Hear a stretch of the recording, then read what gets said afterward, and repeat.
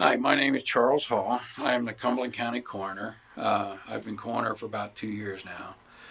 Prior to that, I was a police officer for 26 years, and the majority of that career I was a crime scene investigator, death investigator. I was a member of a regional evidence team that was, when it was first formed in 1982, we handled the major crime scenes in 7 counties. And then once the other counties learned how well the team concept worked, they formed their own teams, and we ended up with just Cumberland and Dauphin counties. Okay. So it seems like no matter where you go, death has been your main expertise. Yes. So to speak. Yes. Excellent. Have you made a lot of changes in comparison? What happened to the previous coroner? The previous coroner got in a jam for taking some drugs from the deceased, and he ended up resigning. And I was appointed by the governor in October 2012 to fill his unexpired term, and then I was elected coroner in November 2013. Does it scare you as much as it does many people that you don't know today if that doctor or that nurse or the person reading your medical records or any other person around is an addict? No, you don't. And, you know, the drug overdoses, their age is, I think, is what amazes me the most. I mean, when people think drug overdose, I think they think younger generation and all that stuff. But, you know, prescription drug meds, you know,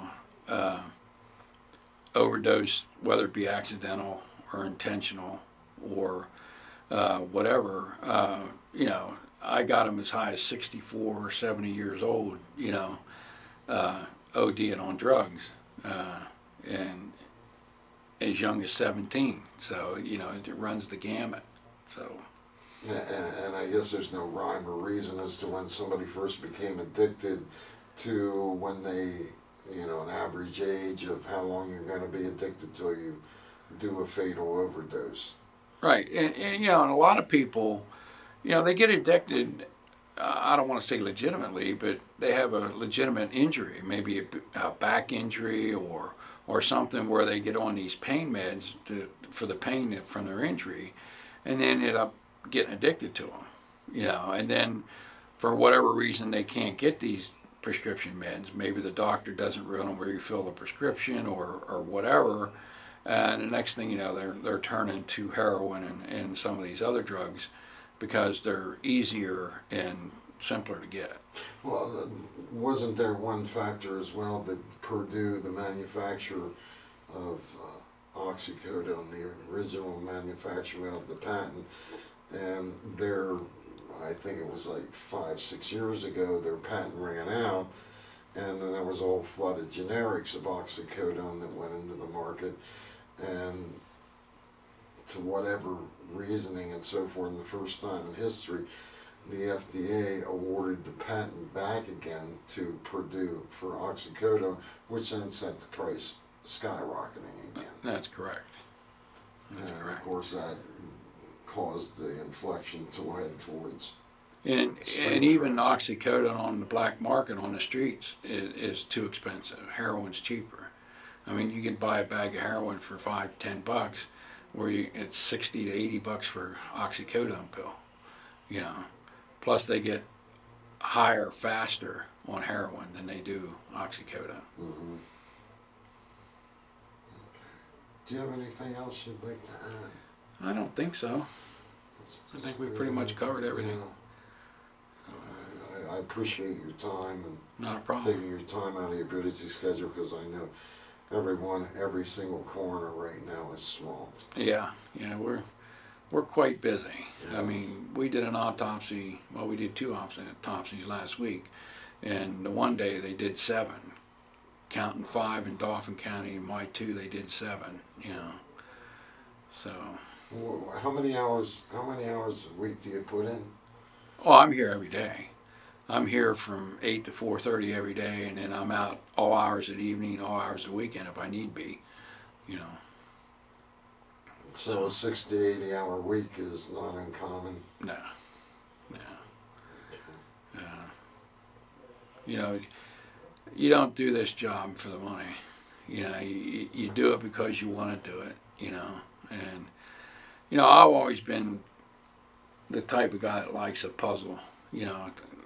I like to figure it out, you know. And that's why I got into crime scenes. That's why I got into fingerprints, physical evidence, all that kind of stuff, you know. Because somewhere the guy, there's an old saying in crime scene work, a bad guy is always going to bring something with him and he's going to take something away. You know, that may be a hair, a fiber, you know, semen, whatever. But he's also going to take something from that crime scene with him, you know, and that could be hair, fiber, whatever. But, you know, I don't control how many autopsies I do. The circumstances of the death control the autopsies, right. You know. And, you know, well, the other coroners never did that many autopsies. Well, I'm not any other coroner. You know, I'm a trained investigator, and I'm going to, you know, do the best I can to come up with all the answers, you know. And, yeah, you can write them off as heart attacks, but what happens if they aren't a heart attack? Continues, you know. It brings, you know, the rivers used to be the boundary was the river. Yeah, everything was on the other side, whatever it takes, and not so much that's what you got to do. Nowhere to run. You know, I mean, those bad guys cross the river all the time. Do you know of any other coroners that are doing? And whether it be drug dealers or burglars or thieves or whatever. Because York apparently was the only one. Well, yeah, that's why it surprised me so much, you know. And I'm glad she stepped up to the plate and she started doing that, you know. She's been very proactive, yeah. You know, and she calls me quite often, you know, how am I doing things, what am I doing, you know. And she come up here with her chief deputy and took a tour of my office, and I explained to her the changes I made. When I first came in, our case management system software was 30-some years old. It was an old DOS program. And I said, well, that's the first thing we got to change, you know. And every coroner's office gets what's called Act 122 money. And that money comes from the death certificates issued in your county. We get a fee for every death certificate issued, okay? Now, if a funeral home gives out 10 copies, we get a fee for each one of them, okay? And we average about $21,000 a year we get in our Act 122 money.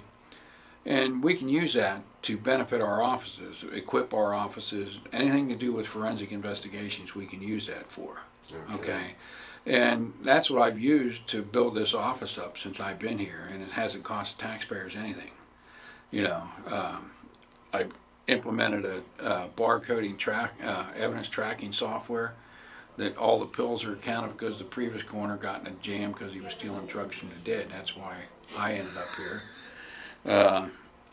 You know, and everything's barcoded.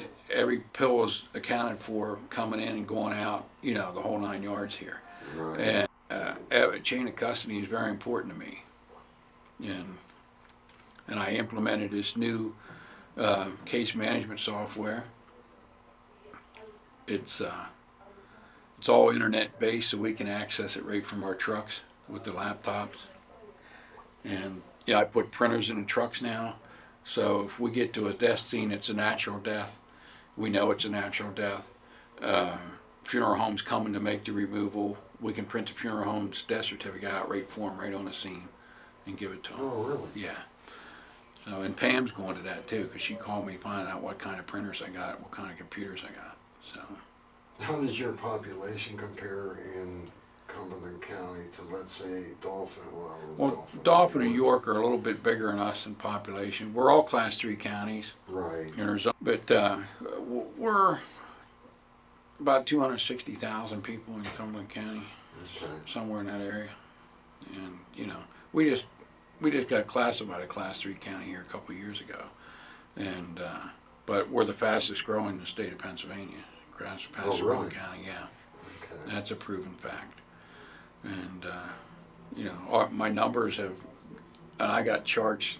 I gave the commissioners a 6-month report back in July, And the numbers are, I showed them from 2011 all the way up. I think there's only 12 or 13 of them in the state. Out of Harrisburg, is that Yeah, there's one? people moving out of Harrisburg, Yeah. and you know, it's just a wide open county here, a lot of room for growth, and it's growing, and it's going to continue to grow. And we got more traffic on 81, the Turnpike, 581. My traffic fatalities are way up this year compared to last year.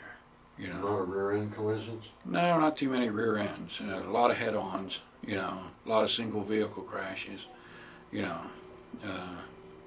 When you have those types of fatalities, do you also do toxicology Oh reports? yeah, there's toxicology on. We have to do tox on every fatal crash driver because the state kit requires that. Okay. You know, we don't always autopsy the accident victims. I mean, if they obviously died of multiple blunt force trauma and he's the driver, you know, we don't usually autopsy him, but we do tox on every case, just to see if he's under the influence of drugs or alcohol. Right. You know, now if it's a two-vehicle accident and there's a question of who's at fault and it results in the death of somebody, they're autopsy because of the possible criminal charges.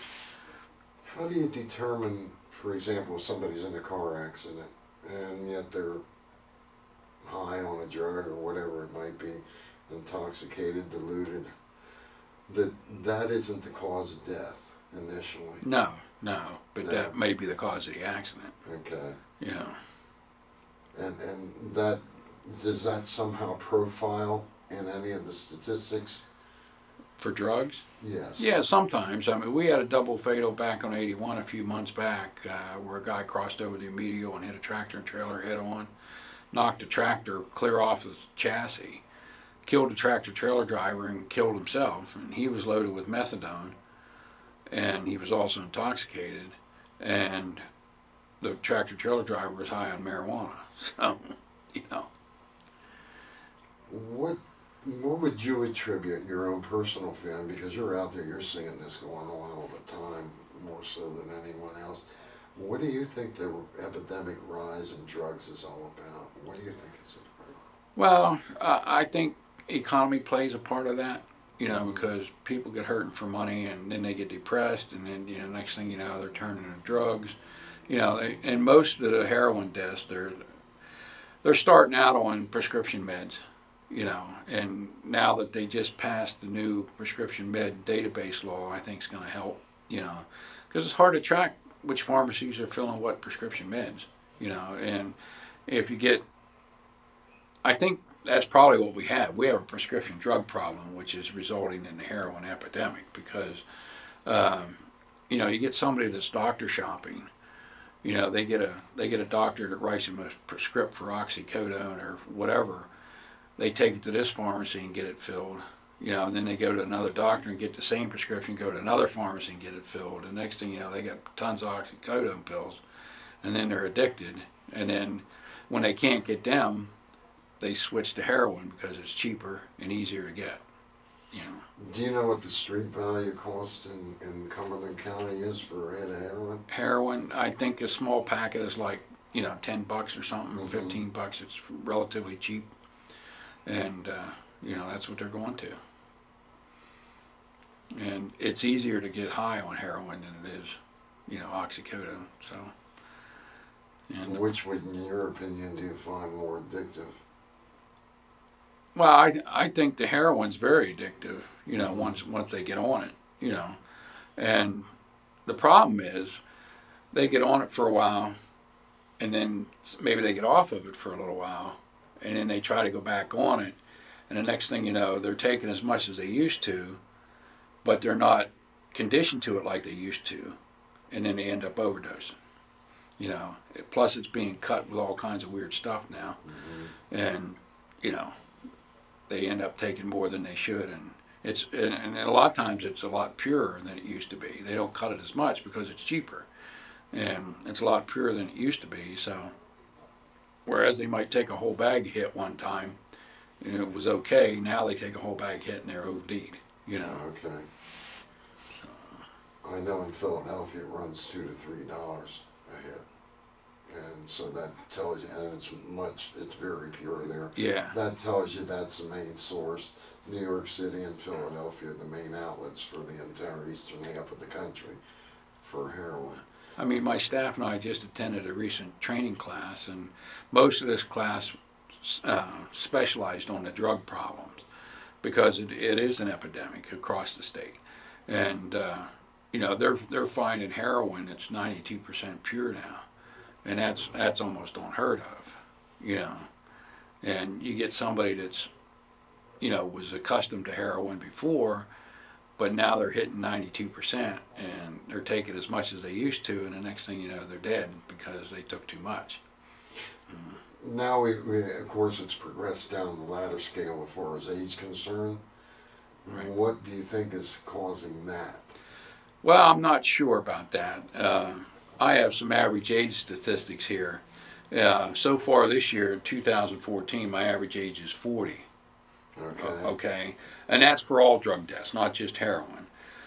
In 2013, my average age was 51. Okay, in 2012, my average age was 38. So you know it runs the gamut. Now heroin's picking up. I mean, 2013, we had 28 total drug overdoses for the county. 14 of those were heroin, so 50% of them were heroin. Okay, so far this year I have 23 total drug cases. 7 of them are heroin for sure, but I got another 9 pending toxicology. You know, in fact, we just did an autopsy this morning on one that's probably going to be heroin when it's all said and done. Is it solely heroin or is it multi-drug? A lot of my drug deaths are mixed drugs. Right. You know, and it's multi-prescription drugs that they're taking. You know, they're mixing their prescription meds and taking too many. You know, but a lot of them are pure heroin too. You know, when it is syndemic, when it's heroin and it's prescription drugs, how do you decipher from the toxicology report which is which, or don't you? Well, a byproduct of heroin is morphine, mm-hmm. and anytime you have a lot of morphine in the system, or you have what's called 6-monocetomorphine, which is, we try to get that from the urine. If it's in the urine and 6-monocetomorphine, it's definitely heroin. That's the only way you can get that, is with heroin. Are you seeing any crystal meth? Or not, crack? We haven't. Not in our county. No crack and no crystal meth? No. We've had a few cocaines, but not any crystal meth. Okay. You know. We find that more in the mountainous regions? Or? It's sort of hard to tell. I mean, there's really no geography to how the drugs run. Mm-hmm. You know, we get it anywhere, you know. From the upper class neighborhoods to the, you know, desolate neighborhoods that they're just, you know, way run down and everything, you know. And the people using it are running the gamut, you know. You got upper class people that are fine working people that have good jobs and so forth and so on. And then you got the people that are the street punks, you know, that are getting, you know, their heroin off the street, you know. So, I mean, there's really no demographics. It touches everybody. It doesn't discriminate. No. Where I find the crystal meth is more predominant is when you get up towards Hazleton and the mountainous regions of the state. Mm-hmm. Then there's a lot of crystal meth, and there's a lot of crystal meth labs up in those areas. And it seems the further south we come, closer to the Maryland border, we're getting more heroin. You know, and I don't know if that's attributable to our close proximity to Baltimore and Philly and, you know, those areas, you know, where the heroin's coming out of. I noticed that, for example, in my own studies, that Philadelphia, the purity is the highest, and in Baltimore it's less. The price is more in Baltimore, and then it comes up that way. But there are those that make the travels directly to Mackenzie Avenue in Philadelphia, where they can just, you see all kinds of suburbanites coming in there, all over the place, from every state around in Philadelphia, which I don't see in Baltimore. But Baltimore just happens to be the easiest route up, rather than, and closer. It's naturally closer than Philadelphia is. Now, Cumberland County sort of formed a task force to try to stem this. Is it a heroin task force? Well, it's a drug task force. Okay. You know, of all drugs. It's made up of, you know, the district attorney's office, the probation department, the drug and rehabilitation department, my department, trying to get a handle on it to see what we can do to get some education into the schools, that kind of thing, trying to curb, you know, to cut it off. Have any of those, there's been a drug war going on for decades. Has anything worked to actually reduce it? I don't know. I mean, our county's pretty good on that kind of stuff, the enforcement, and you know, our county's been enforcing the heroin delivery resulting in death, or any drug delivery resulting in death. We've been very aggressive on that, and we've had some successful prosecutions on that. We've had successful plea bargains and guilty pleas in that type of area. And I think we'll continue to be aggressive with that. And we always been aggressive in trying to track down the drug dealers, make the arrests, make the prosecutions. And but it's like most anything else; it's ever ending. It'll be a constant battle. Is it price and purity and availability? Of course, that's an increase, but still doesn't explain the ultimate question as to why. Right. Why people get started on the drugs. I don't know as if we'll ever figure that out. Mm-hmm. We might get an idea, but it's sort of hard to tell why people turn to drugs. It's almost like suicides. Why do people turn to suicide? My suicides are up this year quite a bit, and a lot of that has to do with the economy and, people's lifestyle being changed and, the whole 9 yards, and they just don't know how to deal with it, Is it possible that some of the ODs that you're seeing are actually intentional suicides as well? Oh, some of them are, yes. Yeah. Some of them are a lot hard to figure out. If, say, a subject's level in toxicology is extremely high, if it's very extremely high, then, and you go into his background, he's been depressed, he's been, threatening suicide or whatever, then you could pretty much say, yeah, he took those intentionally.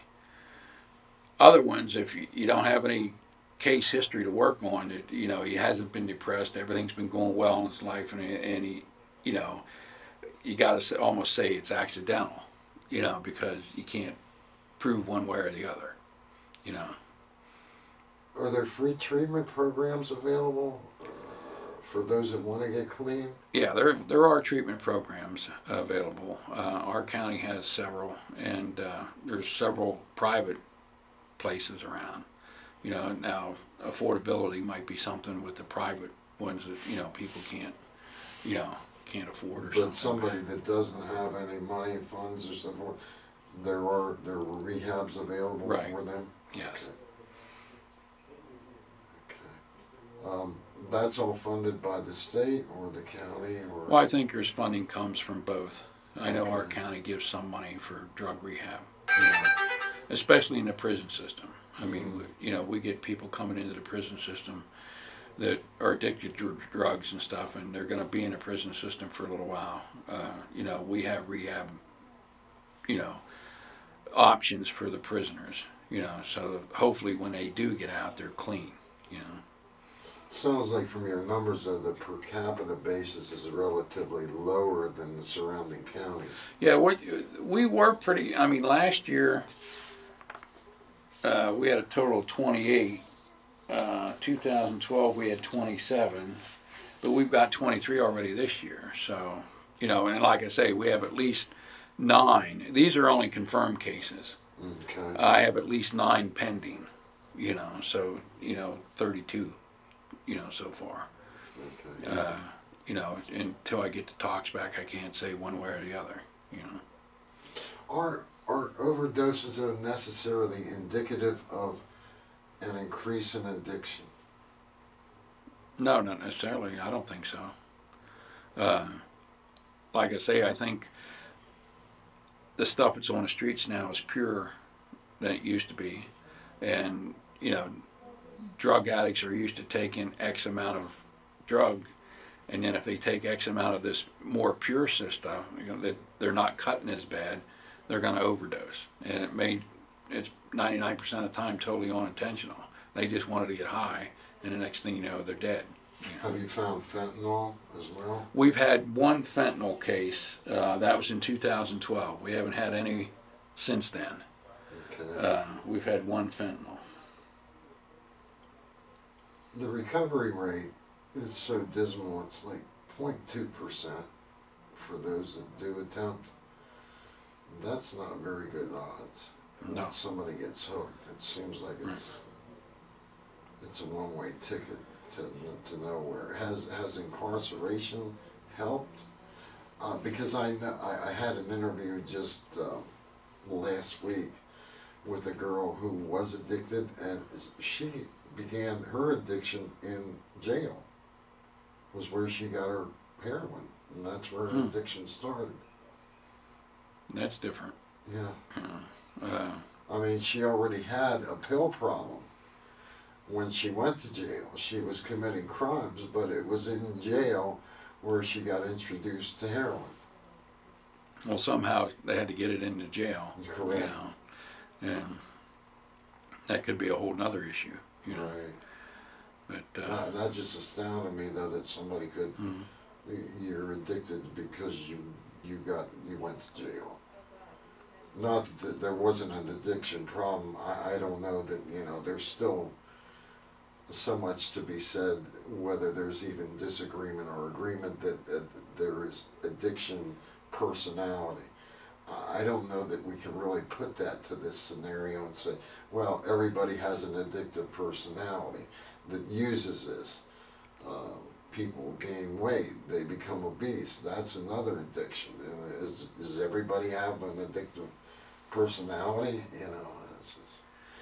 well, I think it's easy to get addicted on almost anything. You know, Right. if you know, especially if you don't keep a mindset that, you know, you're going to live a straight life, and, you know, I mean, it's very, and I think, you know, depression has probably a lot to do with that. You know, people get depressed, and then they do things that they wouldn't normally do.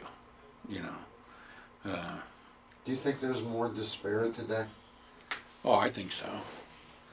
I just look at the world around us. I mean, you know, I mean, look at the shape the country's in. You know, it's probably very easy for a lot of people to get depressed. You know, especially if you're unemployed. You know, and you can't find a job. You know, it'd be very easy to get depressed. You know. Then, you know, people start questioning their worth and their value, and they start second guessing themselves, and, you know, they forget that they are a valuable person, you know, to somebody, and, you know, they just go downhill. Is that true? Probably the kids, because if the parents are depressed or there's a bad situation at home, then that's going to transpond to the kids. Right. And then they get hooked on drugs and so forth. And it's really tough for them because they live in such a drug culture. Yeah, and you know, I keep emphasizing the economy because I think it plays an important part. You got both parents having to work, and maybe they can't spend the time with their kids that they normally would if only one parent worked. But that's the way of life now. Both parents have to work, you know, to make ends meet. And, you know, so something has to suffer. And I think the kids, you know, getting away from spending all the family time that maybe they should be spending, you know, they end up having to fend for themselves, maybe playing video games or whatever, and they don't get the values that the older generation used to get, you know, before it got that way. Oh, I'm sure you've been out in different restaurants and public places too, and you see families together, and they're all sitting there texting. Oh, yeah. And nobody's talking to each other. Right, right.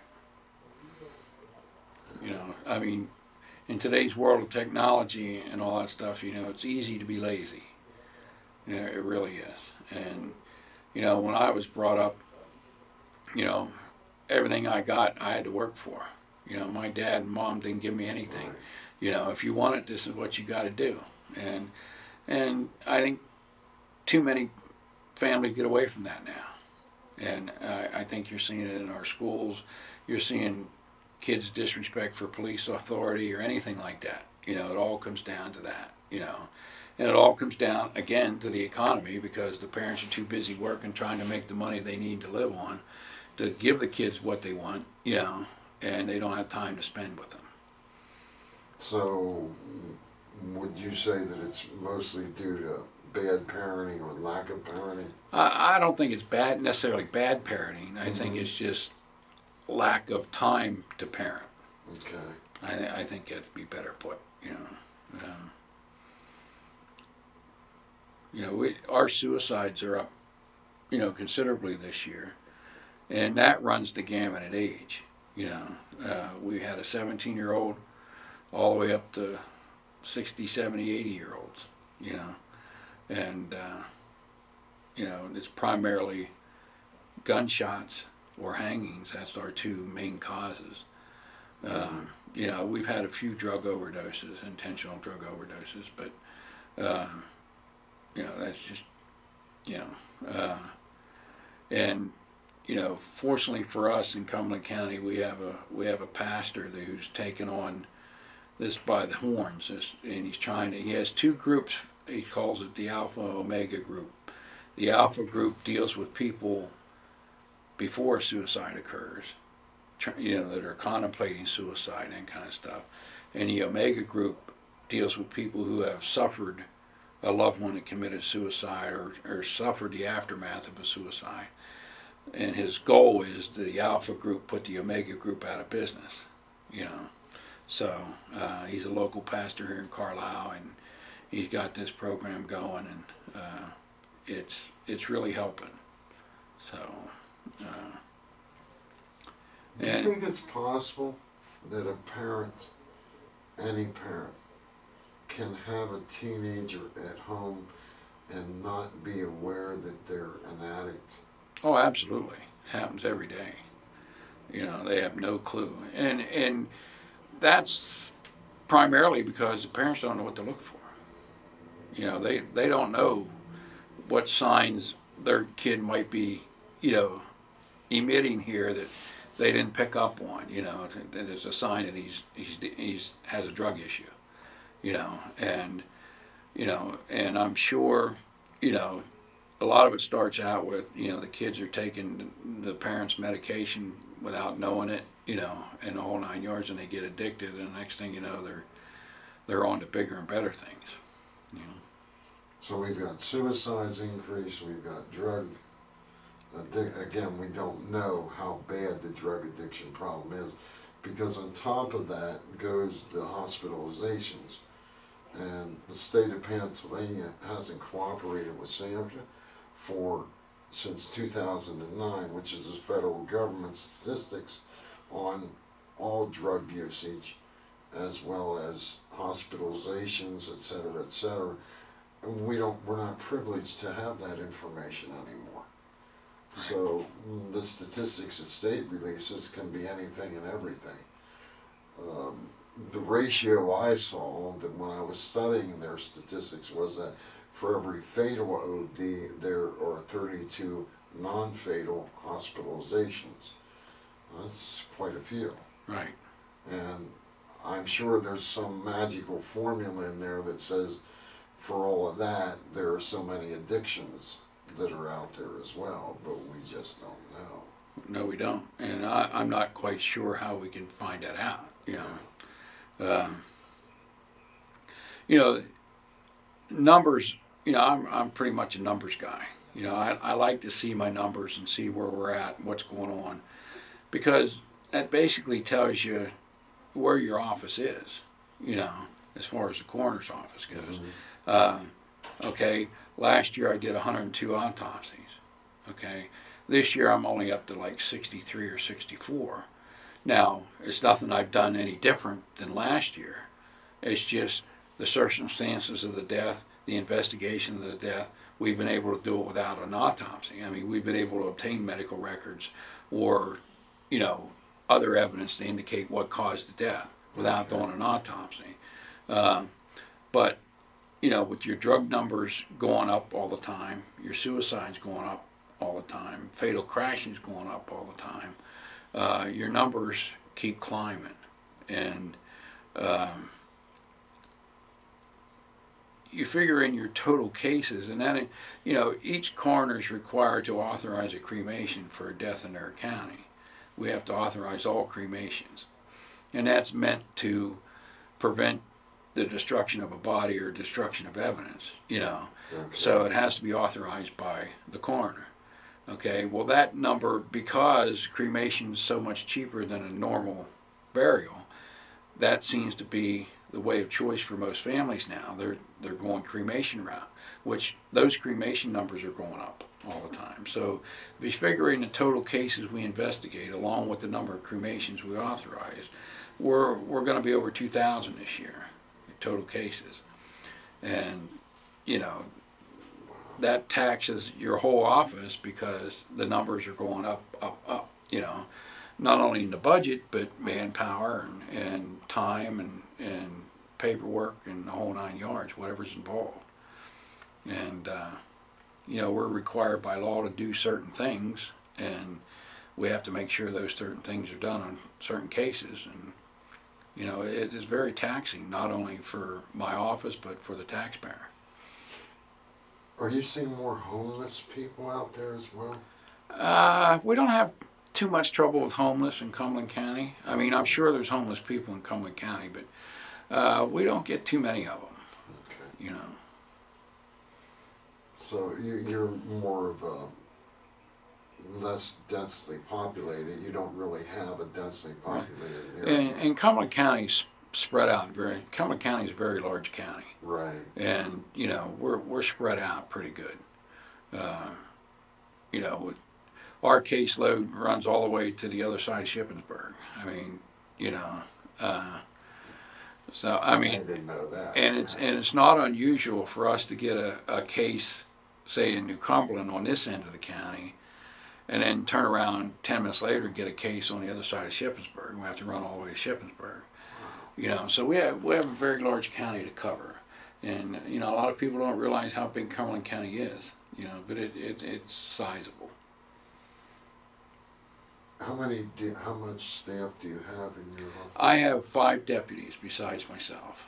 Okay. You know, I have an administrative deputy, that's the girl at the front desk, and I have four deputies that rotate being on call. And every murder scene and so forth, you're also required to be there as well? Yes, yes. You know, I don't personally respond to every case, but I'm probably at 90% of them. You know, if it's a routine natural death of an elderly person in somebody's home, I let my deputies handle that. But anything suicide, drug overdose, traffic fatality, suspicious death, I'm there. And that's the bulk, I'm sure, of what you're seeing. Yes. If you compare the level of suicides and drugs and suspicious activities to all other deaths, how does that rank? Well, our biggest caseload is natural deaths, and most of that is cardiacs. Okay, but you know we have our jurisdiction. We have 2 types of cases. We have jurisdictional cases and non-jurisdictional cases. A jurisdictional case is one where we actually respond to. Okay, we actually get involved with the actual investigation. A non-jurisdictional would be, say, a hospital death, where somebody dies in a hospital. Okay, so they call us. We handle that as a referral. Or a nursing home, we handle that as a referral. Okay, we take all the information, but we don't actually go out to the scene. We usually release the body immediately, you know, to the family, you know. Now, if a person dies in a hospital or nursing home and they can't locate family, it's automatically a coroner's case. We have to go out, you know, or something like that. We'll end up going out, you know, which, and they run probably 50-50 jurisdictional versus non-jurisdictional. You know, so far we're up to about 540 cases this year for jurisdictional and non-jurisdictional. Last year at this time we were like 20 behind that. You know, so we're 20 cases up from last year's rate. You know, if we're to look at car accidents and fatal overdoses and so on, how do they rank compared to each other? Well, drug overdoses, fatal crashes, and suicides, they are our top three. Okay. When it comes, as opposed to natural deaths. Okay, they are our top three.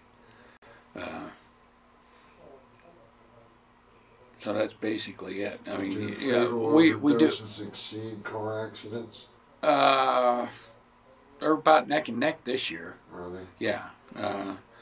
Last year we had 10 traffic fatalities for the whole year, and I think we got like 20 so far this year. So you know, I don't know if there's any one particular cause on that. It's just that that's just the way it goes, you know. And it seems like everything runs in three. If we have a suicide, we'll have 3 suicides. If we have 1 traffic fatality, we'll end up with 3 traffic fatalities. That's just, you know, that's just the way it is. I mean, our first 3 cases this year for drug overdoses were heroin. We had one January 17th, one February 17th, and one February 26th, all heroin. Then the next 4 drug cases were mixed drugs. And then we had another heroin, then a mixed drug, and then a heroin, then a whole bunch of mixed drugs. You know, so. No rhyme or reason. No.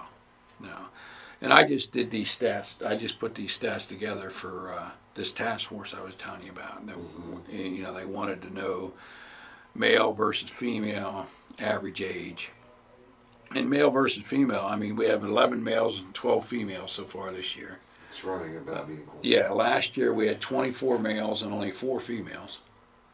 You know, and the year before that we had 16 males and 11 females. And so in other words, 3 years ago you had more females than you had males. Right. Wow. Yeah. Let me see.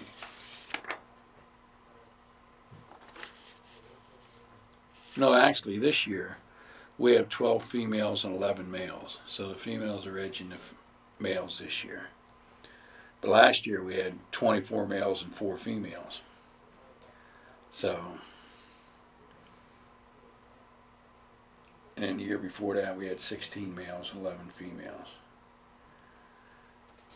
So it really doesn't discriminate.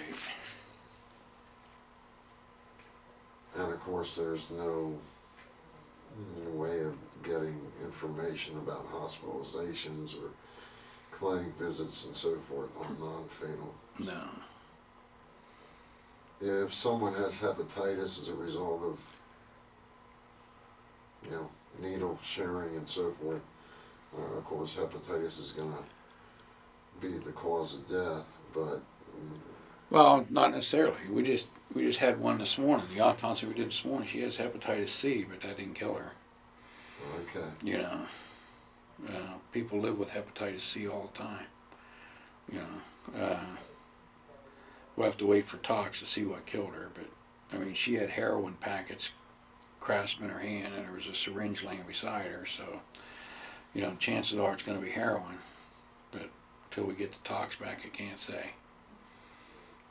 Several investigators have told me that when they go out to fatal ODs, they all pretty much look the same. Do you find that to be the case? That's pretty much, yeah, it's pretty accurate. Yeah.